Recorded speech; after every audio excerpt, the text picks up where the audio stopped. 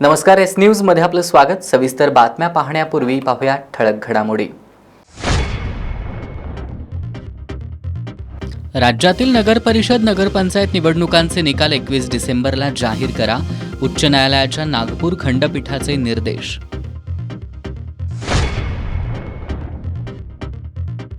कोल्हापूर जिल्ह्यातील नगरपरिषद नगरपंचायतींसाठी किरकोळ वादावादी वगळता चुरशीनं मतदान, आता सर्वांच्या नजरा निकालाकडे।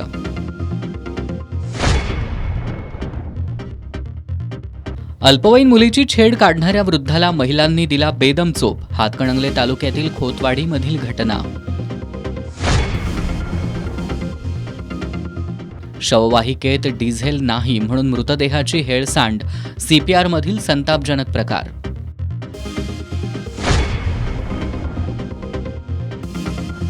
आणि केएसए फुटबॉल लीगमध्ये खंडोबा आणि सुभाषनगर फुटबॉल क्लबचे प्रतिस्पर्धी संघांवर विजय।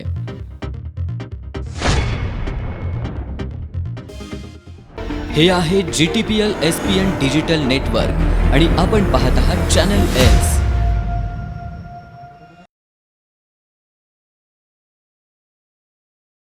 ब्रेकनंतर बातमीपत्राच्या या भागात आपलं पुन्हा एकदा स्वागत। पन्हाळा गिरीस्थान नगर परिषदेच्या निवडणुकीसाठी आज मतदान प्रक्रिया शांततेत पार पडली। नगराध्यक्ष पदाच्या दुरंगी लढतीसह 14 नगरसेवक पदासाठी काही प्रभागात दुरंगी तर काही प्रभागात तिरंगी अशी लढत झाली। या नगर परिषदेसाठी सरासरी 85% मतदान झालं। पन्हाळा नगर परिषदेसाठी आज सकाळी 7:30 वाजल्यापासून मतदानाची प्रक्रिया सुरू झाली।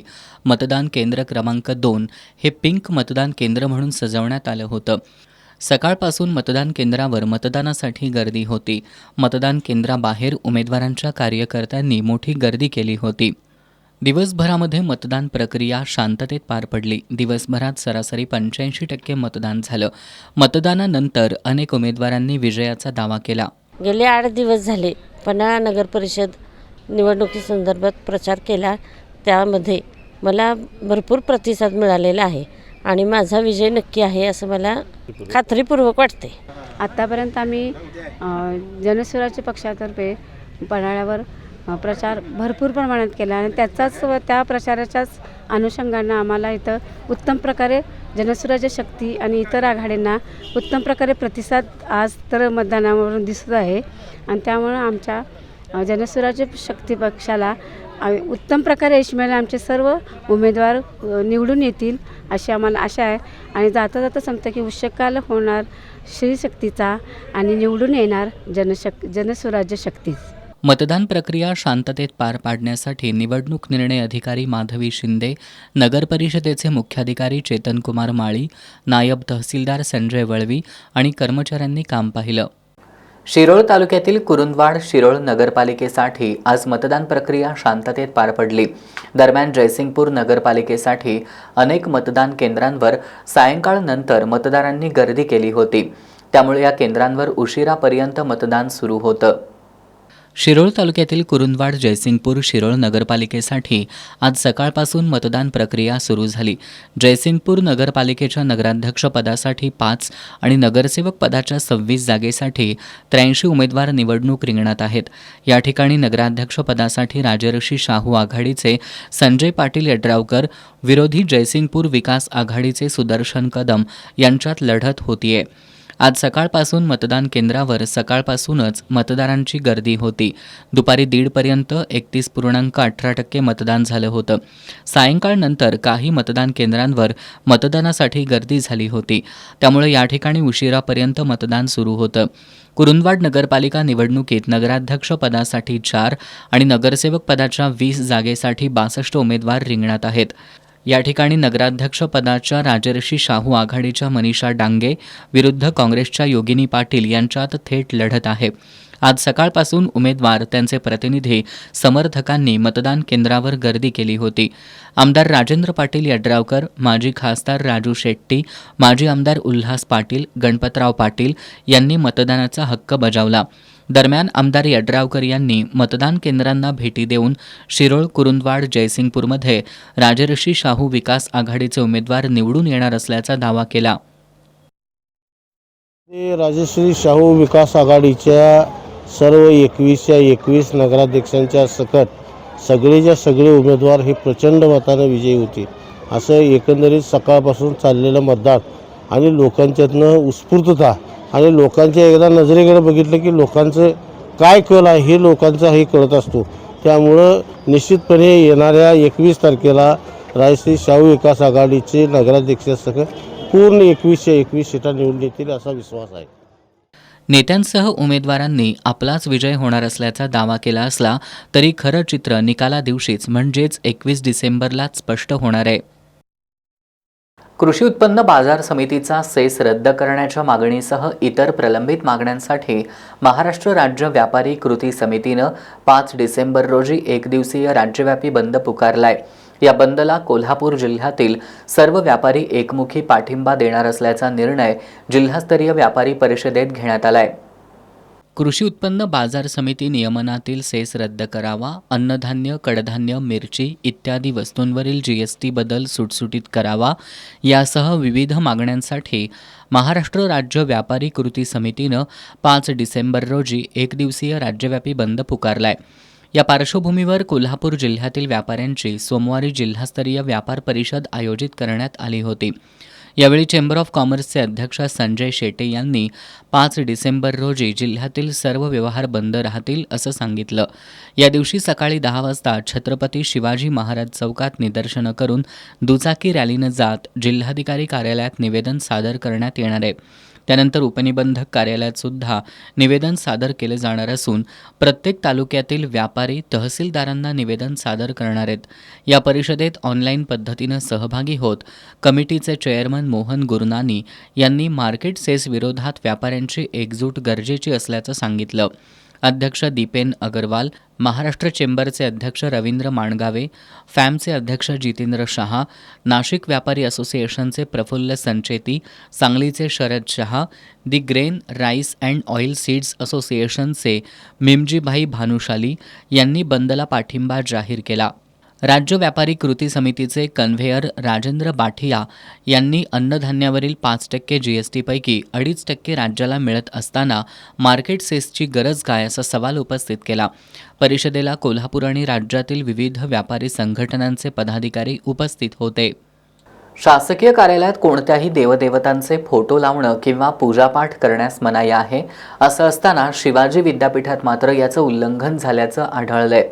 गणपतीचा फोटो ठेवून पूजा अर्चा करण्याला संविधान सन्मान युवा प्रतिष्ठान संघटनेच्या कार्यकर्त्यांनी आक्षेप घेत विद्यापीठ प्रशासनाला धारेवर धरलं.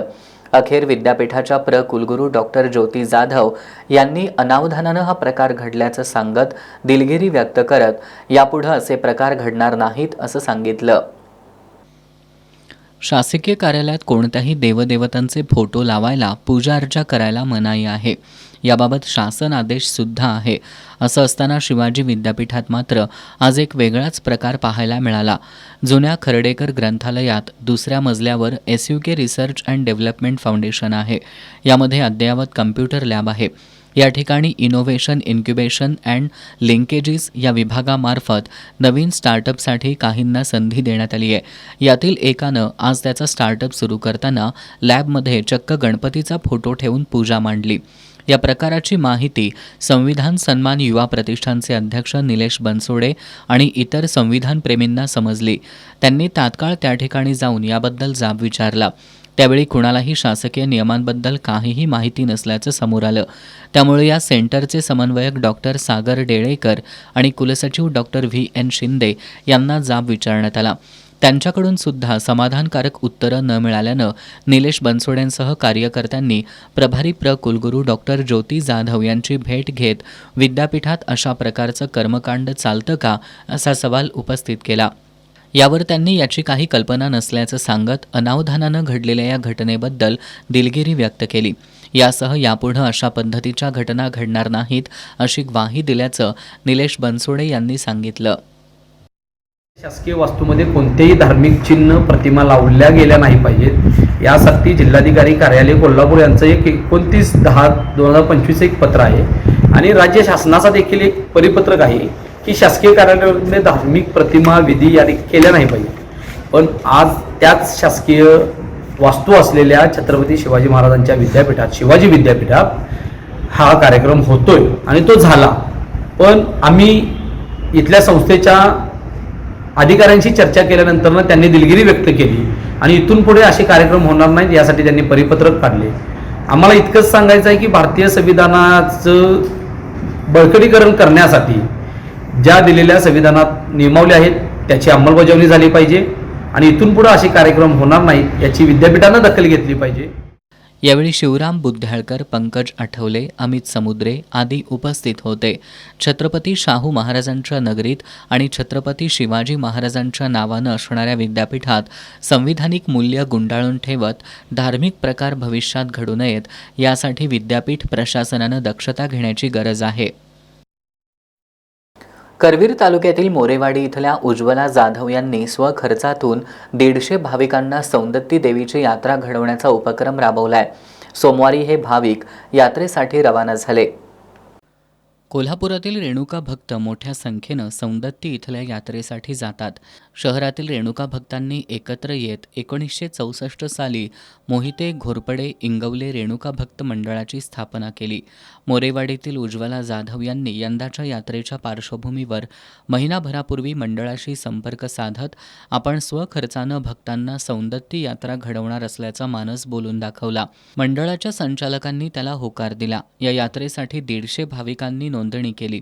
सोमवारी सकाळी उज्ज्वला जाधव यांच्या उपस्थितीत या यात्रेचा शुभारंभ करण्यात आला. कोल्हापूर ते सौंदत्ती या यात्रा मार्गात त्र्यंबोली देवीला, कागलच्या लक्ष्मी टेकडी परिसरातील श्री लक्ष्मी देवीला, मुगळी नदीला नारळ अर्पण करण्याच्या प्रथा पाळत यात्रेकरू उदगाई उदचा गजर करत सायंकाळी सौंदत्ती डोंगरावर पोहोचले. काही वर्षांपूर्वी उज्ज्वला जाधव यांना इतरांकडून हातूसने पैसे घेऊन यात्रेला जावं लागलं होतं. परंतु सध्या आर्थिक स्थिती चांगली असल्यानं देवीबद्दल आणि रेणुका भक्तांबद्दल कृतज्ञता व्यक्त करण्याच्या उद्देशानं त्यांनी यावर्षी 150 भाविकांना स्वखर्चानं यात्रेला पाठवलं. उज्ज्वला जाधव यांच्या या दातृत्वामुळं ज्यांना आर्थिक अडचणींमुळं सौंदत्ती यात्रेला जाणं शक्य होत नव्हतं त्यांची सोय झाली. या भक्तांनी उज्ज्वला जाधव यांच्या रूपानं रेणुका देवीच पावली अशा शब्दांमध्ये या दातृत्वाबद्दल समाधान व्यक्त केलं. विशेष म्हणजे या यात्रेच्या माध्यमातून दिवंगत पांडुरंग श्रीपती इंगवले यांच्या प्रथम पुण्यस्मरणानिमित्त लेक वाचवा, लेक शिकवा, लेक घडवा असा संदेश देण्यात येतोय. उद्या 3 डिसेंबर हा रेणुका देवीच्या यात्रेचा मुख्य दिवस आहे. या दिवशी सकाळी परडी पूजन आणि रात्री देवीचा पालखी सोहळा संपन्न होणार आहे. त्यानंतर हे भक्त 4 डिसेंबरला कोल्हापुरात दाखल होणार आहेत. पर्यवेक्षकांची 50% पदं सेविकांमधून भरावीत. अंगणवाडी कर्मचाऱ्यांकडून प्रधानमंत्री मातृवंदना योजनेचं काम करून घेऊ नये आदी मागण्या महाराष्ट्र राज्य अंगणवाडी कर्मचारी युनियननं केल्यात. आज जिल्हा परिषद उपमुख्य कार्यकारी अधिकारी सुजित कुमार इंगवले आणि प्रकल्प अधिकारी राहुल निपसे यांना या मागण्यांचं निवेदन देण्यात आलं. पर्यवेक्षकांची 50% पदं सेविकांमधून भरावीत. प्रधानमंत्री मातृवंदना योजनेचं अतिरिक्त काम देऊ नये. FRS चेहरा ओळख प्रणाली आणि पोषण ट्रॅकर ॲप तातडीनं रद्द करावं. आजारपणासाठीची रजा लागू करावी. यासह अंगणवाडी कर्मचाऱ्यांच्या विविध मागण्या शासन दरबारी प्रलंबित आहेत. या मागण्यांकडे शासनाचं लक्ष वेधण्यासाठी आज महाराष्ट्र राज्य अंगणवाडी कर्मचारी युनियननं जिल्हा परिषदेचे उपमुख्य कार्यकारी अधिकारी सुजित कुमार इंगवले आणि प्रकल्प अधिकारी राहुल निपसे यांची भेट घेऊन मागण्यांचं निवेदन सादर केलं. युनियनचे जिल्हाध्यक्ष सतीशचंद्र कांबळे यांनी या मागण्यांबाबत 15 दिवसात निर्णय झाला नाही तर तालुका स्तरावर धरणं आंदोलन, जिल्हा परिषदेसमोर मोर्चा, वर्क टू रूल आणि राज्यव्यापी आंदोलन करण्याचा इशारा दिला. जिल्ह्यातील अंगणवाडी कर्मचाऱ्यांनी 10 डिसेंबर रोजी नागपूरमधील हिवाळी अधिवेशनावेळी काढण्यात येणाऱ्या मोर्चात सहभागी व्हावं असं आवाहन जिल्हा सचिव शुभांगी पाटील यांनी केलं. यावेळी मीना पवार, रेखा पाटील, मनीषा वळकुंज, शुभांगी कुंभार, सविता माने, आनंदी कांबळे, राजनंदा कांबळे, राजश्री पोतदार यांच्यासह अंगणवाडी सेविका उपस्थित होत्या. इचलकरंजीतील विक्रमनगर परिसरातील शहीद भगतसिंग गल्ली क्रमांक 1 ते 5 मध्ये रस्ता करण्यात आलाय. हा रस्ता अत्यंत निकृष्ट दर्जाचा असल्याचा आरोप करत स्थानिकांनी महानगरपालिकेवर मोर्चा काढला. इचलकरंजी शहरातील विक्रमनगर परिसरातील शहीद भगतसिंग गल्ली क्रमांक 1 ते 5 मधील रस्ता निकृष्ट दर्जाचा असल्याचा आरोप करत स्थानिकांनी आज महानगरपालिकेवर मोर्चा काढला. महापालिका प्रशासनानं या रस्त्याच्या गुणवत्तेबाबत वारंवार तक्रारी करूनही दुर्लक्ष केले जात असल्यानं अखेर नागरिकांनी प्रशासनाविरोधात घोषणाबाजी करत आज महापालिकेवर धडक दिली. या रस्त्याचं निकृष्ट पद्धतीनं काम करणाऱ्या मक्तेदाराच्या भ्रष्टाचाराची सखोल चौकशी करावी, मक्तेदारावर कारवाई करावी, गुणवत्ता मानकांनुसार रस्त्याची दुरुस्ती करावी अशा मागण्या यावेळी करण्यात आल्या. महापालिका प्रशासनानं रस्त्याच्या दर्जाची माहिती घेऊन आवश्यक ती कारवाई करण्याचं आश्वासन दिलं. मात्र नागरिकांनी आश्वासन देऊन पुन्हा वेळकाढूपणा करण्यात आला तर महापालिका प्रशासनाविरोधात आक्रमक आंदोलन करू असा इशारा दिला. इचलकरंजीतील जनता चौकात छत्रपती श्री संभाजी महाराजांचं श्री शंभू तीर्थ या नावानं भव्य स्मारक उभारण्याचं काम गेल्या 4 महिन्यांपासून सुरू आहे. सध्या हे काम अंतिम टप्प्यात आलंय. या स्मारकाचं लोकार्पण येत्या 7 डिसेंबर रोजी मुख्यमंत्री देवेंद्र फडणवीस यांच्या हस्ते करण्यात येणार आहे. इचलकरंजीतील जनता चौकात छत्रपती श्री संभाजी महाराजांचं श्री शंभू तीर्थ या नावानं भव्य स्मारक उभारण्याचं काम गेल्या 4 महिन्यांपासून सुरू आहे.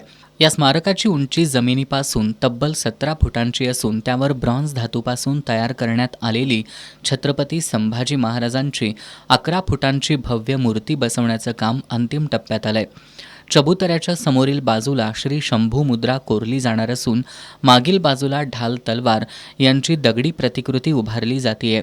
स्मारकाच्या मागील बाजूला 51 फुटी ध्वजस्तंभ उभारण्यात येणार आहे. स्मारकासाठी तब्बल 77 लाखांचा निधी मंजूर करण्यात आला असून संपूर्ण बांधकाम दगडी स्वरूपात तयार केलं जात आहे. स्मारकातील दगडांवर अतिशय सुबक कलाकुसरीचे कोरीव काम करण्यात आले. याशिवाय स्मारकाच्या समोर ब्रॉन्झ धातूपासून बनवण्यात आलेली तोफही प्रस्थापित केली जाणार आहे. या स्मारकाचं लोकार्पण येत्या 7 डिसेंबर रोजी मुख्यमंत्री देवेंद्र फडणवीस यांच्या हस्ते करण्यात येणार आहे. यापूर्वी शहराच्या मध्यभागी उभारण्यात आलेल्या छत्रपती शिवाजी महाराजांच्या स्मारकामुळं शहराचं सौंदर्य अधिक खुललंय. आता भव्य श्री शंभूतीर्थ उभारत असल्यानं शहराचे रूप अधिकच उजळून निघणार आहे.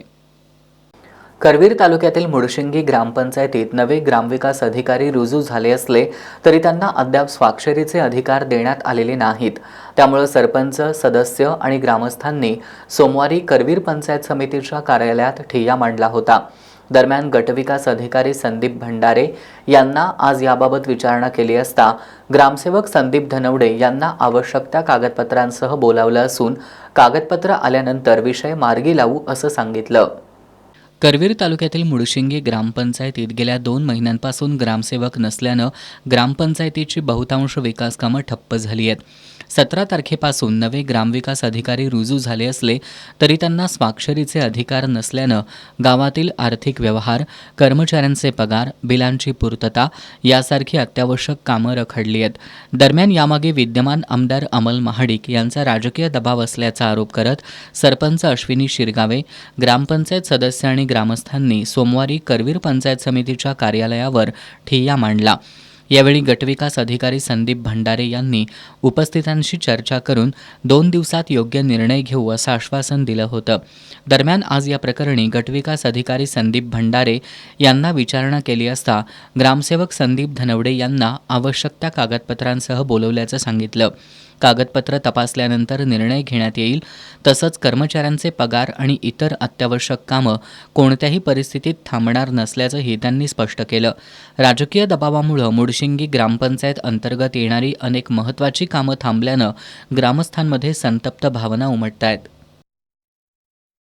टीईटी सक्ती आणि शिक्षकांच्या इतर मागण्यांसाठी 5 डिसेंबर रोजी जिल्हाधिकारी कार्यालयावर मोर्चा काढण्यात येणार आहे अशी माहिती शैक्षणिक व्यासपीठ, मुख्याध्यापक संघ आणि सर्व प्राथमिक शिक्षक संघटनांच्या वतीनं पत्रकार परिषदेत देण्यात आली. या मोर्चात शिक्षकांनी मोठ्या संख्येनं सहभागी होण्याचं आवाहन करण्यात आलंय. टीईटी सक्ती रद्द करावी, संच मान्यतेचा 15 मार्च 2024चा आदेश रद्द करावा, जुनी पेन्शन योजना लागू करावी अशा प्रमुख मागण्या शैक्षणिक व्यासपीठ, मुख्याध्यापक संघ आणि सर्व प्राथमिक शिक्षक संघटनांनी केल्यात.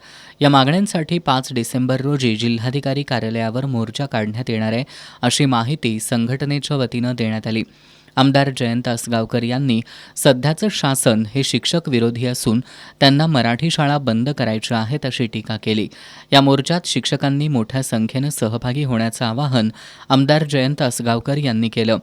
पत्रकार बैठकीला व्यासपीठाचे अध्यक्ष S.D. लाड, शिक्षक नेते दादा लाड, भरत रसाळे, राहुल पोवार, कौस्तुभ गावडे, R.Y. पाटील, प्रभाकर आरडे, उमेश देसाई, राजेंद्र कोरे, संतोष आयरे, प्रमोद तोंडकर यांच्यासह विविध शिक्षक संघटनांचे पदाधिकारी, सदस्य, शिक्षक उपस्थित होते. पन्हाळा तालुक्यातील माले इथल्या बापूसाहेब जमदाडे जयभवानी पाणीपुरवठ्याच्या ट्रान्सफॉर्मरमधील 3 लाखाच्या साहित्याची चोरी झाली आहे. चोरट्यांनी विद्युत पुरवठा बंद करून ही चोरी केली आहे. या प्रकारामुळे संस्थेचं एकूण 15 लाखांचं नुकसान झालंय. याबाबत कोडोली पोलीस ठाण्यात गुन्हा नोंद करण्यात आलाय. पन्हाळा तालुक्यातील माले इथं बापूसाहेब जमदाडे जयभवानी पाणीपुरवठा संस्था आहे. माले, पोखले, केखले, शहापूर आणि कोडोली दक्षिण गावातील एकूण 1200 एकर शेतीला वारणा नदीवरून पाणीपुरवठा करणारी महाराष्ट्रातील एकमेव मोठी संस्था आहे. वारणा नदीवर असणाऱ्या जाकवेलवरील ट्रान्सफॉर्मरचा विद्युत प्रवाह बंद करून चोरट्यांनी धाडसी चोरी केली आहे. चोरट्यांनी सुमारे 100 नटबोल्ट खोलून ट्रान्सफॉर्मरचा मधील 1000 लिटर ऑइल, तांब्याच्या कॉपर पट्ट्या असा अंदाजे 3 लाख रुपयांचा मुद्देमाल लंपास केलाय. जाकवेल परिसरात असणाऱ्या CCTV कॅमेऱ्यांचीही मोडतोड केली आहे. मोठ्या साखळदंडाच्या साहाय्यानं ट्रान्सफॉर्मरमधील तांब्याच्या कॉपरपट्ट्या बाहेर काढल्या तर इतर साहित्य अस्ताव्यस्त फेकण्यात आले. साखळदंड तुटल्यामुळंच अज्ञातांचा पुढील चोरीचा डाव फसला. ट्रान्सफॉर्मर पुन्हा बदलण्यासाठी अंदाजे 18 लाख रुपयांचा खर्च येणार आहे. कोल्हापूर जिल्ह्यात पाणीपुरवठा संस्थेचे एकूण 14 ट्रान्सफॉर्मर चोरीला गेलेत. मात्र अद्याप कोणत्याही चोरीचा छडा लागलेला नसल्यानं याबाबत इरिगेशन फेडरेशनच्या वतीनं जिल्हाधिकारी आणि पोलीस प्रमुखांना निवेदन देण्यात आलं होतं. पोलिसांनी चोरांचा बंदोबस्त केला नसल्यानं मालेतील पाणीपुरवठ्याचा ट्रान्सफॉर्मर पुन्हा चोरीला गेलाय. पोलिसांनी चोरट्यांचा लवकरात लवकर बंदोबस्त करावा अशी मागणी संस्थेचे चेअरमन आणि इरिगेशन फेडरेशनचे सदस्य सचिन जमदाडे यांनी केली आहे. बापूसाहेब जमदाडे जयभवानी सहकारी पाणीपुरवठ्याचा ट्रान्सफॉर्मर जाकवेलवर ट्रान्सफॉर्मर चोरीला गेला आहे. असेच म्हणजे मागील 2-3 महिन्यापूर्वी 13 ट्रान्सफॉर्मर चोरीला गेलेले होते. त्या संदर्भात आम्ही जिल्हा इरिगेशन फेडरेशन मार्फत SP कलेक्टर साहेबांनी भेटून निवेदन व प्रत्यक्ष भेटून आम्ही त्यासनी आमची त्यांना आमचे चोरी झालेले कल्पना दिली होती. त्या संदर्भात त्यांनी SP साहेबांनी फोन करून ह्या चोरीचा छडा लवकरात लवकर लावावा. कारण काय शेतीसाठी पाणी पुरवठा असल्यामुळं हा सर्व खर्च शेतकऱ्यावर बसत आहे. आज जर ट्रान्सफॉर्मर बंद पडला तर म्हणजे शेतीचं भरपूर नुकसान होणार आहे. त्यामुळे या चोऱ्या जर अशाच होत राहिल्या तर शेतकरी पूर्ण अडचणीत येणार आहे. त्यामुळं आपण ह्या चोरीचा छडा लवकरात लवकर लावून शेतकऱ्यांनी सहकार्य करावे ही तुम्हाला विनंती, प्रशासनाला विनंती. या घटनेची नोंद कोडोली पोलीस ठाण्यात झाली असून अधिक तपास कोडोली पोलीस करतायत. पंचगंगा नदी घाटावर बसवलेली आकर्षक विद्युत रोषणाई गायब झाल्याचं धक्कादायक चित्र S न्यूजनं काही दिवसांपूर्वी समोर आणलं होतं. या बातमीनंतर जागे झालेल्या महापालिका प्रशासनानं पुढील 8 दिवसात संपूर्ण रोषणाई कार्यान्वित करण्यात येईल असं सांगितलं. सर्वसाधारण जिल्हा वार्षिक योजना 2022-23 अंतर्गत नागरी दलितेतर वस्ती सुधारणा योजनेमधून पंचगंगा घाट परिसरात आकर्षक विद्युत रोषणाई उभारण्यात आली. या कामात नदीपात्रातील ऐतिहासिक मंदिरांवर LED लाईट्स, छत्रपती शिवाजी पुलाच्या घाटाकडील बाजूला लाईट बसवणे, घाटावरील हेरिटेज वास्तूंना आकर्षक उजळणी आणि पिकनिक पॉइंट गार्डनमध्ये विशेष प्रकाश योजना यांचा समावेश आहे. तसंच परिसरात हेरिटेज प्रकारातील आकर्षक विद्युत खांबही बसवण्यात आलेत. पंचगंगा घाट दरवर्षी पावसाळ्यात पाण्याखाली जात असल्यामुळं उंच हेरिटेज पोलवरील लाईट्स वगळता इन ग्राउंड आणि लिनियर लाईट्स ठेकेदाराकडून काढून सुरक्षित ठेवण्यात यावेत अशी अट निवेदनात आहे. पूर ओसरल्यानंतर गाळ हटवून डागडुजी लाईट्सची पुन्हा स्थापना आणि ट्रायल घेण्याचीही प्रक्रिया असते. मात्र पावसाळा संपूनही अनेक दिवस रोषणाई सुरू न झाल्यानं पर्यटक आणि नागरिकांमध्ये नाराजी व्यक्त होतीये. याबाबत काही दिवसांपूर्वी S न्यूजनं वृत्त प्रसारित केलं होतं. या वृत्तानंतर महापालिका प्रशासन जागं झालंय. संबंधित ठेकेदाराला 29 ऑक्टोबर रोजीच सूचना दिल्याप्रमाणे काम सुरू आहे. सध्या लाईट प्रोग्रामिंगची तयारी चालू असून पुढील 8 दिवसात संपूर्ण रोषणाई कार्यान्वित होईल असं प्रशासनातर्फे सांगण्यात आलंय. या बातमीनंतर पाहूयात महत्त्वाच्या घडामोडी संक्षिप्त स्वरूपात. फास्ट न्यूजचे प्रायोजक गोकुळ.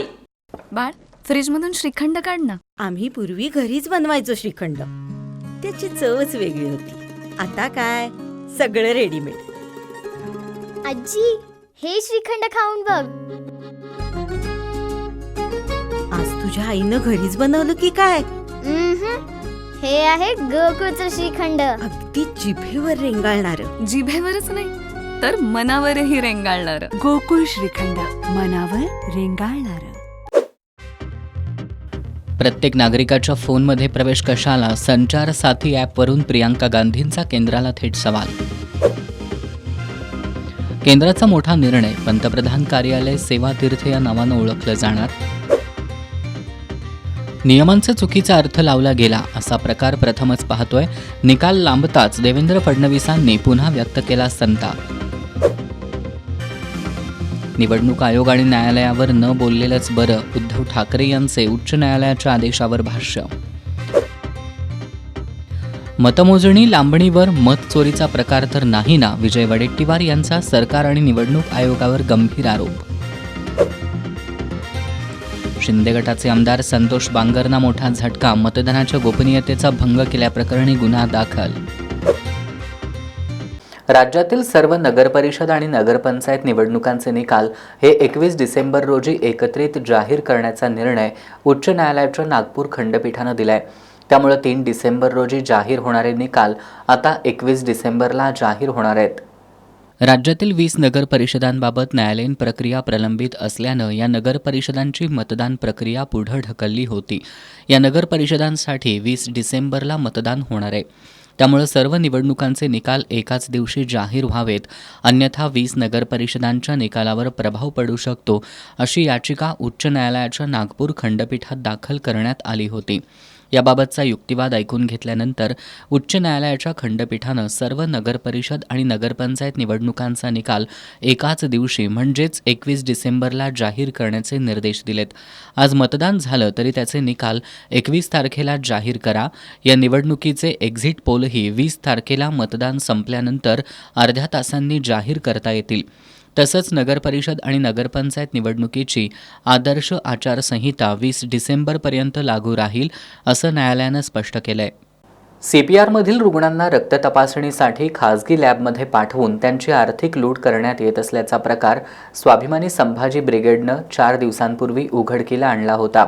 आरोग्यमंत्री प्रकाश आंबेडकर यांनी याची गांभीर्यानं दखल घेत CPR प्रशासनाला खडेबोल सुनावत या प्रकाराची चौकशी करण्याचे आदेश दिले होते. त्यानुसार अधिष्ठातांनी 4 सदस्यीय समिती नेमली आहे. संभाजी ब्रिगेडनं या लुटीत सहभागींवर कारवाई करण्यासह संबंधित रुग्णांना त्यांचे पैसे परत केले जावेत अशी मागणी केली होती. त्यानुसार खासगी लॅब चालकांकडून पैसे वसूल करून ते रुग्णांच्या नातेवाईकांना परत करण्यात आलेत. छत्रपती प्रमिलाराजे सर्वोपचार रुग्णालयात कोल्हापूर शहरासह जिल्ह्याच्या ग्रामीण भागातील आसपासच्या जिल्ह्यातून आणि कोकणातून गोरगरीब रुग्ण उपचारासाठी येत असतात. मात्र गेल्या काही दिवसांपासून CPRमध्ये उपचारासाठी आलेल्या रुग्णांना CPRमधील काही डॉक्टर आणि कर्मचारी रक्त तपासणीसाठी खासगी लॅबमध्ये पाठवतात. खासगी लॅबमधील रक्त तपासणीच्या माध्यमातून गोरगरीब रुग्णांची आर्थिक लूट केली जाते. खासगी लॅबचे एजंट हे दिवसभर CPR आवारात घुटमळत असतात. गुरुवारी स्वाभिमानी संभाजी ब्रिगेडनं CPRमधील डॉक्टर आणि खासगी लॅबच्या एजंटांकडून रुग्णांची कशी लूट होते हे पुराव्यांसह उघडकीला आणलं होतं. त्यानंतर आरोग्यमंत्री प्रकाश आंबेडकर यांनी याची गांभीर्यानं दखल घेत खासगी लॅबचालक CPRमध्ये येतातच कसे असा सवाल उपस्थित करत या प्रकाराच्या चौकशीचे आदेश दिले होते. त्यानुसार CPRचे अधिष्ठाता डॉक्टर सदानंद भिसे यांनी 4 सदस्यीय चौकशी समिती स्थापन केली आहे. दरम्यान ज्या रुग्णांकडून खासगी लॅबमधून तपासणी करण्यासाठी पैसे उकळण्यात आले होते ते त्यांना परत केले जावेत अशी मागणी स्वाभिमानी संभाजी ब्रिगेडनं केली होती. त्या मागणीनुसार संबंधित लॅब एजंटांनी हे पैसे परत केलेत. आज संबंधित रुग्ण आणि त्यांच्या नातेवाईकांना पैसे परत करण्यात आलेत. रुग्णाच्या नातेवाईकांनी स्वाभिमानी संभाजी ब्रिगेडमुळे रुग्णांची लूट थांबल्याबद्दल समाधान व्यक्त केलंय. माझं नाव शिवाजी यादव. माझी पुतणी गुरुवारी 27/11 रोजी CPRमध्ये डिलिव्हरीसाठी आम्ही ॲडमिट केली होती. थोड्या वेळानंतर या ठिकाणी खाजगी लॅबच्या मालकांच्याकडून काहीतरी पैसे घेतलं होतं. आम्ही सुद्धा त्या ठिकाणी 900 रुपये दिलं होतं. ही बातमी ज्यावेळेला आमचे दादा योगेश दादांना समजली त्यावेळेला इथे त्यांनी आलीत त्यावेळी दिवशी जवळजवळ 36 लोकांची नावं या ठिकाणी प्राप्त झाली होती. 900 रुपयापासून 4,000 7,000 रुपये लोकांनी पैसे या ठिकाणी लॅबच्या मालकांना दिलं होतं. त्यासाठी दादांनी फार मोठं आंदोलन केलं. त्यांच्या आंदोलनात आज या ठिकाणी यश आलेलं आपल्याला बघायला मिळतं आहे. त्याबद्दल दादांचं सर्वप्रथम मी अभिनंदन करतो. सगळ्या लाभार्थींना त्यांनी स्वतः पैसे दिलेल्यापेक्षा कमी आला असलं तर स्वतःचे पैसे घालून या ठिकाणी जास्त द्यायचा त्यांनी प्रयत्न केला आहे आणि त्यांच्या आलेल्या आंदोलनाला हे यश म्हणायचं. आणि इथून पुढं आपण सर्व नागरिकांनी सावध राहून अशी कोणतीही घटना या ठिकाणी जर घडत असेल तर ती दादांच्या किंवा अशा कोणत्याही एखाद्या लोकप्रतिनिधीच्या कानावरती आंदोलन करणाऱ्या लोकप्रतिनिधी म्हणण्यापेक्षा आंदोलन करणारी जी अशी आमची दादांसारखी जी खुदखोर लोक आहेत यांच्या कानावर घातलं तर आपलं नक्की त्या ठिकाणी आपला फायदा होऊ शकेल. यावेळी स्वाभिमानी संभाजी ब्रिगेडचे जिल्हाध्यक्ष रुपेश पाटील, अभिजित कांजर, सरदार पाटील, सुरेश पाटील, विनायक पाटील, सतीश पाटील आदी उपस्थित होते. शववाहिकेत डिझेल नसल्याचं कारण देत करवीर तालुक्यातील एका व्यक्तीचा मृतदेह तब्बल 3 तास CPR-मधील अपघात विभागात ठेवण्यात आल्याचा प्रकार समोर आलाय. तब्बल 3 तासांनी दुसरी शववाहिका उपलब्ध करून मृतदेह उत्तरीय तपासणीसाठी शेंडा पार्क इथं नेण्यात आला. आरोग्यमंत्र्यांच्या जिल्ह्यातच शववाहिकेत डिझेल नसल्यानं शासकीय रुग्णालयात मृतदेहाची हेळसांड झाल्यानं संताप व्यक्त करण्यात येतोय. करवीर तालुक्यातील सांगरोळ इथं राहणारे सर्जेराव गणपती तोरसकर यांनी आज पहाटे आपल्या राहत्या घरी गळफास लावून घेतला. तोरसकर यांच्या नातेवाईकांनी सकाळी 7:30 वाजण्याच्या सुमाराला त्यांना उपचारासाठी CPR-मध्ये आणलं. मात्र उपचारापूर्वीच त्यांचा मृत्यू झाल्याचं CPR-मधील डॉक्टरांनी सांगितलं. यानंतर नातेवाईकांची मृतदेह उत्तरीय तपासणी नेण्यासाठी लगबग सुरू झाली. मात्र CPR आवारात उपलब्ध असलेल्या शववाहिकेत डिझेल नसल्यानं चालकानं मृतदेह उत्तरीय तपासणीसाठी न्यायला नकार दिला. मयत सर्जेराव तोरसकर यांच्या नातेवाईकांनी CPR-मधील अधिकारी आणि डॉक्टरांना भेटण्याचा प्रयत्न केला. मात्र त्यांची कुणीही दाद घेतली नाही. दरम्यान 11:30 वाजता माध्यमांचे प्रतिनिधी CPR-मध्ये पोहोचल्यानंतर प्रशासनानं दुसरी शववाहिका उपलब्ध करून दिली आणि तब्बल 3 तासांनी मृतदेह उत्तरीय तपासणीसाठी शेंडा पार्क इथं पाठवण्यात आला. राज्याचे आरोग्य खाते सांभाळणारे जिल्ह्याचे पालकमंत्री प्रकाश आबिटकर यांच्या जिल्ह्यात शववाहिकेत डिझेल नसल्यामुळं मृतदेहाची हेळसांड होण्याचा हा प्रकार संतापजनक आहे. सकाळी आमचे चुलते सुसाईड करून घेतली होती. त्यांना सकाळी 8 वाजता CPR-ला घेऊन आला असता. CPR-मध्ये ॲडमिट केल्यानंतर तिने मृत घोषित केल्यानंतर PM-साठी फक्त गाडीत त्यांच्या डिझेल नसल्यामुळं 3 ते 4 तास बॉडी इथंच थांबवल्या आणि इथं गैरसोय भरपूर प्रमाणात चालू आहे. काही रिझन मग यांना भेटा, त्या डॉक्टरांना भेटा, वैद्यकीय अधीक्षकमध्ये जावा, असं उडवाउडीची उत्तरं सगळी चालू आहेत इथं. 4 दिवसांपूर्वी CPR-मधील रुग्णांना रक्त तपासणी करण्यासाठी खासगी लॅबमध्ये पाठवलं जात असल्याचा धक्कादायक प्रकार उघडकीला आला होता. त्यानंतर मंत्री आबिटकर यांनी अचानक CPR-ला भेट देऊन अधिकाऱ्यांची कान उघडणी केली होती. मात्र तरीही CPR-मधील अनागोंदी थांबत नसल्याचं आजच्या प्रकारावरून स्पष्ट झालंय. त्यामुळं CPR-चा कारभार सुधारण्यासाठी आरोग्यमंत्र्यांना कुठं लक्ष द्यावं लागणार आहे कोण जाणे अशी चर्चा सुरू झाली आहे. कागल नगरपालिका निवडणुकीसाठी आज शहरातील 33 मतदान केंद्रांवर किरकोळ अपवाद वगळता शांततेत मतदान झालं. कागल नगरपालिकेसाठी आज सकाळी 7:30 वाजल्यापासून शहरातील 33 मतदान केंद्रांवर मतदानाला सुरुवात झाली. सकाळच्या सत्रात मतदानासाठी केंद्रावर गर्दी दिसून आली. काही केंद्रांवर किरकोळ वादावादीचे प्रकार घडले. प्रभाग क्रमांक 10मधील मतदान केंद्र क्रमांक 2मध्ये काही उमेदवारांच्या नावाशेजारी शाईचे ठसे उमटल्याची तक्रार केंद्राध्यक्षांकडे करण्यात आली. तक्रारींची दखल घेत संबंधित उमेदवार आणि त्यांच्या प्रतिनिधींना बोलावून ठसे पुसून टाकण्यात आले. त्यानंतर मतदान सुरळीत सुरू झाल्याचं निवडणूक निर्णय अधिकाऱ्यांनी सांगितलं. प्रभाग क्रमांक 10मधील 2 नंबरचं जे केंद्र आहे त्यामध्ये काही उमेदवारांच्या नावापुढे शाईचे ठसे उमटवल्याचं तक्रार आमच्याकडे आली होती. ते आमचं मतदान त्या संबंधित मतदारांचं पूर्ण झाल्यानंतर ते आम्ही बॅलेट युनिट चेक केलेलं आहे. त्या ठिकाणी शाईचे मार्क केल्याचं निदर्शनास आलं होतं. त्यामध्ये सर्व उपस्थितीतले उमेदवार त्यांचे प्रतिनिधी यांच्या समक्ष ते सर्व स्वच्छ केलेलं आहे. आता कुठल्याही उमेदवार किंवा त्यांच्या प्रतिनिधीची कोणतीही शंका अडचण राहिलेली नाही. त्यामुळे इथं कुठला गोंधळ झाला वगैरे असा गैरप्रकार कुठलाही झालेला नाही. शाई उमटवलेली होती बॅलेट युनिटवर. ते सर्व उमेदवार आणि त्यांच्या प्रतिनिधींच्या समक्ष आपण ते व्यवस्थित पुसून घेतले आहे आणि आता सध्या कुठल्याही उमेदवार आणि कुठल्याही प्रतिनिधींची कोणतीही शंका नाही. मतदान एकदम सुरळीत पार पडलेलं आहे.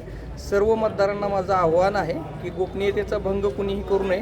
निवडणुकीच्या अनुषंगाने जे काही नियम आहेत त्याचं सर्वांनी पालन करावं.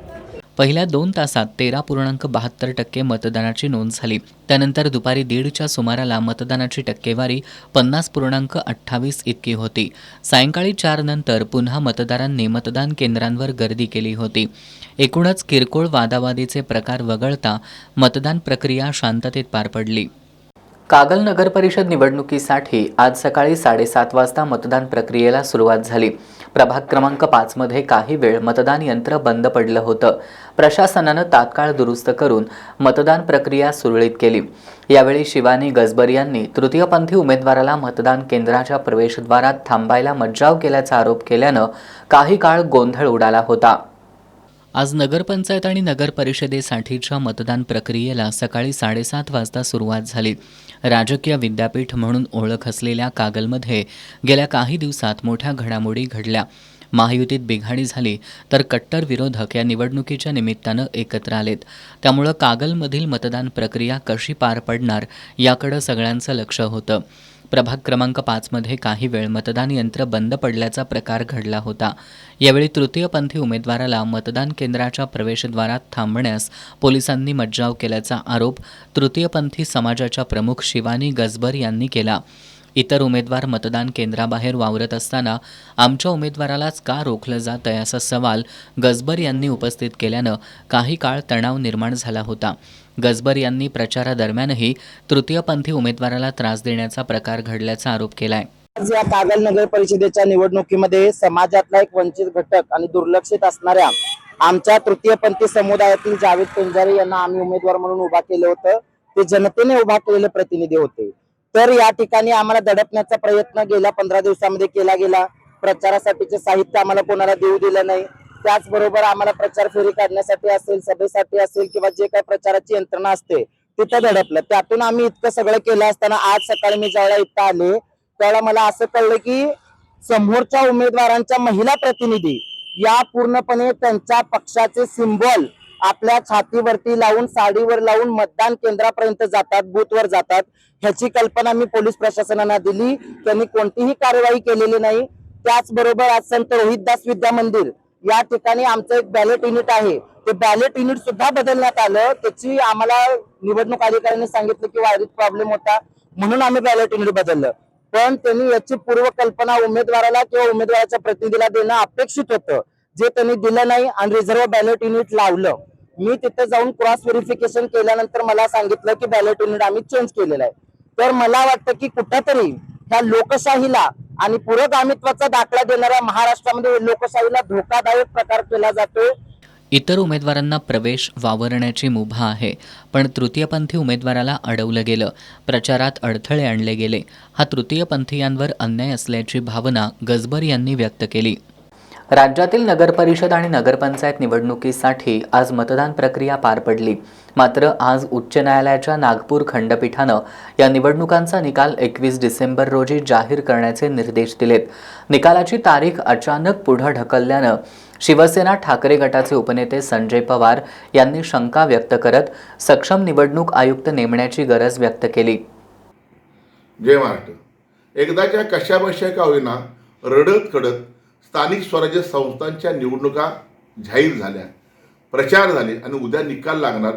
तोपर्यंत निवडणूक आयोगाने जाहीर केलं अनेक ठिकाणच्या काही कारणास्तव न्यायव्यवस्थेच्या सूचनेनुसार निवडणुका पुढे ढकलण्यात येत आहेत आणि निकाली सुद्धा उद्या लागण्या पुढे ढकलण्यात येत आहे.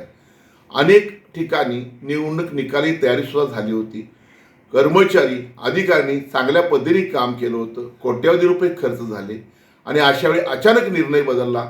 काय चाललंय ह्या देशभरात? आपल्या निवडणूक आयोग काय करते, त्यावर काम करणारे लोक काय करते, न्यायव्यवस्था कुठल्या दिशेने चालू आहे? आपण भरकटलेली लोक आहेत. आपण स्वतः निर्णय घ्यायचे की निर्णय लादून घ्यायचे? कुणाच्या इशाऱ्यावर काम करायचं का? सेटिंग करायचं बाजू होतं, अजून काही शिल्लक होतं का? अशा अनेक शंका आता अशा वेळी येत आहेत आणि त्यामुळे जगभरात निवडणूक आयोगाची लोकशाही तट्टा सुरू आहे. अशा वेळी एकच नाव आपल्याला आठवतं, म्हणजे TN शेषन साहेब. अशा व्यक्तीची आज देशाला गरज आहे. भविष्यामध्ये अशी बिनडोक बालिश आणि पोरखेळ करणारी लोक, ह्या आयोगावर काम करणारे लोकांनी आयोग बाजूला करून अशा TN शेषन साहेबांसारख्या दक्ष आणि मजबूत माणूस, एक व्यक्ती ह्या आयोगावर देणं अत्यंत गरजेचं आहे. हुपरी नगर परिषद निवडणुकीच्या मतदानावेळी दुपारी प्रभाग क्रमांक 4, 5 आणि 9 मधील मतदान केंद्राबाहेर बाचाबाची झाली. यावेळी दोन्ही बाजूंच्या समर्थकांनी गर्दी केल्यानं तणावपूर्ण वातावरण बनलं होतं. परिस्थितीचं गांभीर्य ओळखून पोलिसांनी हस्तक्षेप केला. यावेळी पोलिसांनी सौम्य लाठीमार करून कार्यकर्त्यांना पांगवलं. ब्रेकनंतर बातमीपत्राच्या अखेरच्या भागात आपलं पुन्हा एकदा स्वागत. इचलकरंजीतील खोतवाडीमधील एका वृद्धानं एका अल्पवयीन मुलीची वयोवृद्ध माणसानं छेड काढली. पीडितेनं घरच्यांना याची माहिती दिली. त्यानंतर पीडितेच्या नातेवाईकांसह संतप्त महिलांनी त्या वृद्धाला चोप देत पोलिसांच्या ताब्यात दिले. इचलकरंजी शहरालगतच्या शहापूर आणि खोतवाडीत मुलींच्या छेड काढण्याच्या प्रकारात दिवसेंदिवस वाढ झाली आहे. गेल्या 8 दिवसांपूर्वी शहापूरमध्ये एका 5 वर्षाच्या मुलीशी अश्लील चाळे केल्याप्रकरणी एका वृद्धाला शहापूर पोलिसांनी अटक केली होती. ही घटना ताजी असतानाच आज खोतवाडीतील 9 वर्षाची मुलगी शाळेत जात असताना शेजारील एका वयोवृद्धानं तिची छेड काढली. मुलीकडे बघून अश्लील हावभाव करणे, चॉकलेट खायला देणे, निर्जन स्थळी घेऊन जाणे असे प्रकार गेल्या 1 महिन्यांपासून सुरू होते. पीडित मुलीनं हा सगळा प्रकार आपल्या आईवडिलांना सांगितल्यानंतर संतप्त महिलांनी त्या वृद्धाच्या घरी जाऊन त्याला चांगलाच चोप दिला. यानंतर पोलिसांनी छेड काढणाऱ्या वयोवृद्धाला ताब्यात घेतलं. त्याच्यावर गुन्हा दाखल केलाय. मुलींच्या छेडछाडीच्या प्रकारांमध्ये वाढ झाल्यानं इचलकरंजी शहर आणि परिसरातून चिंता व्यक्त होतीये. कोल्हापुरातील मनीष राऊत यानं दारूच्या नशेत त्याचा मित्र सिद्धू शंकर बनवी याचा खून केला. पोलिसांनी मनीष राऊतला अटक करून आज न्यायालयात हजर केलं. न्यायालयानं त्याला 5 दिवसांची पोलीस कोठडी सुनावली आहे. सोमवारी पहाटेच्या सुमाराला विश्व पंढरी हॉकी स्टेडियम रस्त्यालगत सिद्धू शंकर बनवी याचा गळा आवळून खून करून त्याचा मृतदेह विजेच्या खांबाला बांधून ठेवलेल्या अवस्थेत आढळला होता. या प्रकरणाचा जुना राजवाडा पोलिसांनी LCBच्या मदतीनं तपास केला. शिवीगाळ केल्याच्या रागातून दारूच्या नशेत मनीष राऊत यानं मित्र सिद्धू बनवी याचा खून केल्याचं स्पष्ट झालं. त्यानंतर पोलिसांनी काही तासात मनीषला अटक केली होती. आज न्यायालयाने त्याला 5 डिसेंबरपर्यंत पोलीस कोठडी सुनावली आहे. या प्रकरणी जुना राजवाडा पोलीस अधिक तपास करतायत. कोल्हापुरातील भावसिंगजी रोडवरील तलाठी कार्यालयातील कागदपत्र जाळून टाकल्याचा प्रकार सोमवारी सकाळी उघडकीला आला होता. या प्रकरणी लक्ष्मीपुरी पोलिसात अज्ञाताविरोधात गुन्हा दाखल करण्यात आला असून पोलीस CCTV फुटेजच्या आधारे संशयितांचा शोध घेत आहेत. कोल्हापुरातील भावसिंगजी रोडवर जुन्या करवीर तहसील कार्यालयाच्या पिछाडीला करवीर तलाठी कार्यालय आहे. शुक्रवारी तलाठी कार्यालय बंद करून कर्मचारी निघून गेले होते. शनिवारी आणि रविवारच्या सुट्टीनंतर सोमवारी सकाळी असलम शेख हे कार्यालय उघडण्यासाठी आले. त्यावेळी खोलीमधून त्यांना काहीतरी जळाल्याचा उग्र वास आला. खोलीत जाऊन पाहिल्यानंतर त्यांना लोखंडी कपाटाच्या वरच्या कप्प्यातील कागदपत्रांचे गठ्ठे जळून खाक झाल्याचं निदर्शनाला आलं. शनिवारी आणि रविवारी कार्यालय बंद असल्याच्या काळात अज्ञातानं कार्यालयाच्या मागील बाजूच्या खिडकीचे दार उघडून ज्वालाग्रही पदार्थ टाकून कार्यालय जाणीवपूर्वक पेटवण्याचा प्रयत्न केल्याचा संशय व्यक्त होतोय. या प्रकरणी लक्ष्मीपुरी पोलिसात अज्ञाताविरोधात गुन्हा दाखल करण्यात आलाय. दरम्यान सध्या जाब नोंदवण्याचं काम सुरू असून परिसरातील CCTV फुटेजच्या आधारे संशयितांचा शोध घेण्याचं काम सुरू असल्याचं लक्ष्मीपुरीचे पोलीस निरीक्षक श्रीराम कन्हेरकर यांनी सांगितलं. दत्त जयंतीच्या पार्श्वभूमीवर मुरगुडमधील दत्त मंदिराची स्वच्छता करण्यात आली. शिवभक्त आणि दत्तभक्तांच्या मदतीनं स्वच्छता करण्यात आली असून नदीकाठ तब्बल 1 ट्रॉली कचरा मिळून आलाय. या स्वच्छता मोहिमेला शिवभक्त सामाजिक कार्यकर्ते सर्जेराव भाट, मंदिर पुजारी अनुबोध गाडगीळ, तानाजी भराडे, आनंदा रामाने, शिवाजी चौगले, प्रकाश परिशवाड, अमोल मेटकर, प्रफुल्ल कांबळे, संकेत शहा, अमर सुतार, ओंकार पोतदार, जगदीश गुरव, धनंजय सूर्यवंशी, विनायक मेटकर, मंदिर पुजारी, टँकर चालक आनंदा गोंधळी यांचं सहकार्य लाभलं. मंदिरात विजेची व्यवस्था व्हावी अशी मागणी शिवभक्तांनी केली आहे. स्थानिक गुन्हे शाखेच्या पोलिसांनी अंबप फाटा परिसरात छापा कारवाई करत बेकायदेशीरपणे अफू या अंमली पदार्थाचा साठा करणाऱ्या सुरेश बेनीवाल आणि धनराज मेघवाल या दोघा परप्रांतीयांना अटक केली आहे. त्यांच्याकडून 9.5 किलो वजनाच्या अफूसह 1,76,000 रुपयांचा मुद्देमाल जप्त केलाय. पोलीस निरीक्षक सुशांत चव्हाण यांच्या मार्गदर्शनाखाली सहाय्यक पोलीस निरीक्षक सागर वाघ, पोलीस उपनिरीक्षक महादेव कुराडे, अनिल जाधव, अंमलदार प्रवीण पाटील, विनोद कांबळे, संदीप पाटील, अरविंद पाटील, अशोक पोवार, संजय पडवळ, राजेश राठोड यांनी कारवाईत सहभाग घेतलाय. गगनबावडा तालुक्यातील असळज इथले दिनकर गुरव हे कामानिमित्त सोमवारी कोल्हापुरात आले होते. सोमवारी दुपारी ते घरी जाण्यासाठी कोल्हापुरातील मध्यवर्ती बस स्थानकात आले. यावेळी कोल्हापूर गगनबावडा एसटी बसमध्ये चढत असताना गर्दीचा फायदा घेऊन अज्ञातानं त्यांच्या जवळील 1.25 लाख रुपये किमतीची 1.5 तोळे वजनाची सोन्याची चेन लंपास केली. या प्रकरणी गुरव यांच्या फिर्यादीवरून शाहूपुरी पोलिसात अज्ञाताविरोधात गुन्हा दाखल करण्यात आलाय. राजस्थानमध्ये 5वी खेलो इंडिया स्पर्धा सुरू आहे. या स्पर्धेत शिवाजी विद्यापीठाचा ऋषी प्रसाद देसाई यानं 100 मीटर धावणे प्रकारात सुवर्णपदक पटकावले. 10.53 सेकंदाची वेळ नोंदवत तो सर्वात वेगवान धावपटू ठरलाय. राजस्थानमध्ये 5वी खेलो इंडिया युनिव्हर्सिटी स्पर्धा सुरू आहे. सोमवारी धावण्याच्या स्पर्धेत ट्रॅक आणि फील्ड इव्हेंट, त्याचबरोबर 4x100 मीटर रिले मुले आणि 4x100 मीटर मिक्स रिले इत्यादी प्रकार झाले. यामध्ये शिवाजी विद्यापीठानं सुवर्णमय सुरुवात केली आहे. 100 मीटर धावणे या प्रकारात पुरुष विभागात ऋषी प्रताप देसाई यानं 10.53 सेकंदांची वेळ नोंदवत सुवर्णपदकासह या स्पर्धेतील वेगवान धावपटू होण्याचा बहुमान पटकावलाय. संघाचे प्रशिक्षक प्राध्यापक रामा पाटील, डॉक्टर इब्राहिम मुल्ला, संघ व्यवस्थापिका शीला मोहिते यांनी विद्यार्थ्यांचं सराव सत्र घेऊन योग्य मार्गदर्शन केलं. या सुवर्णपदकांमुळे शिवाजी विद्यापीठाचा संघ 200 सहभागी विद्यापीठांमध्ये 10व्या क्रमांकावर पोहोचलाय.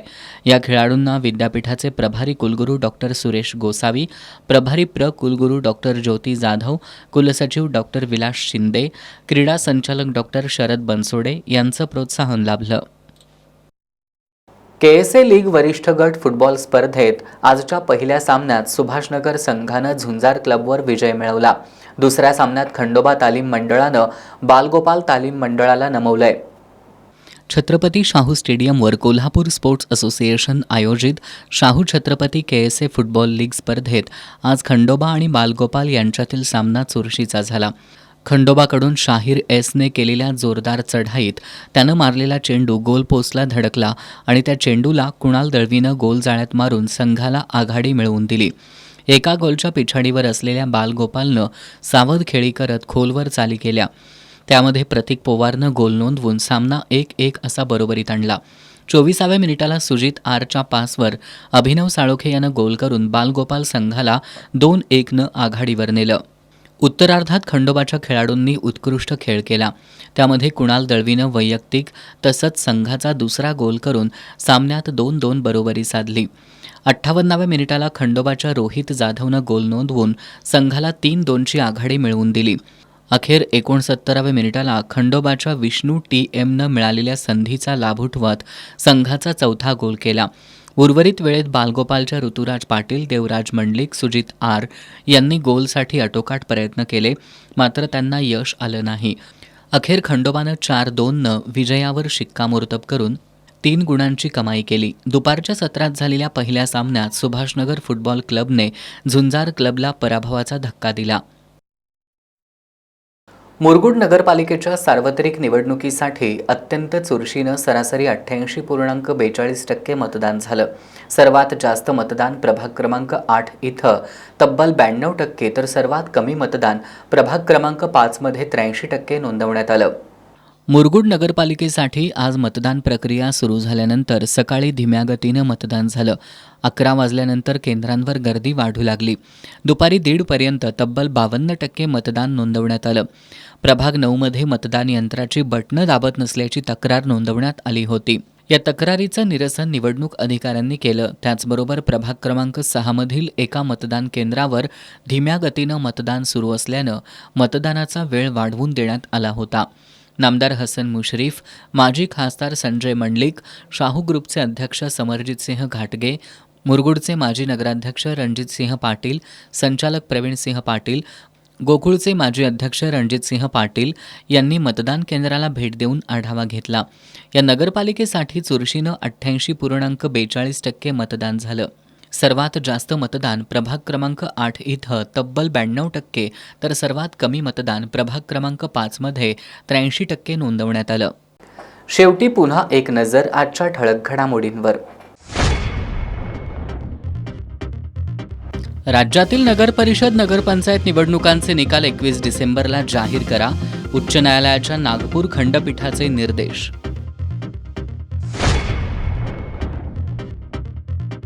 कोल्हापूर जिल्ह्यातील नगरपरिषद नगरपंचायतींसाठी किरकोळ वादावादी वगळता चुरशीनं मतदान. आता सर्वांच्या नजरा निकालाकडं.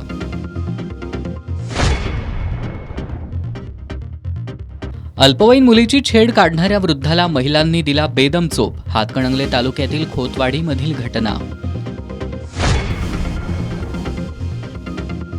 शववाहिकेत डिझेल नाही म्हणून मृतदेहाची हेळसांड. CPR मधील संतापजनक प्रकार.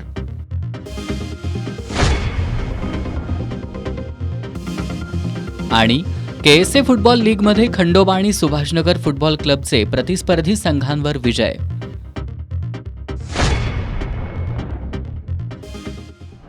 बातम्यांच्या ताज्या अपडेट्ससाठी एस न्यूज कोल्हापूर या आमच्या वेबसाईटला भेट द्या. त्याचबरोबर एस न्यूज कोल्हापूर हे यूट्यूब चॅनल सबस्क्राईब करा. याबरोबरच आजचं बातमीपत्र संपलं. नमस्कार.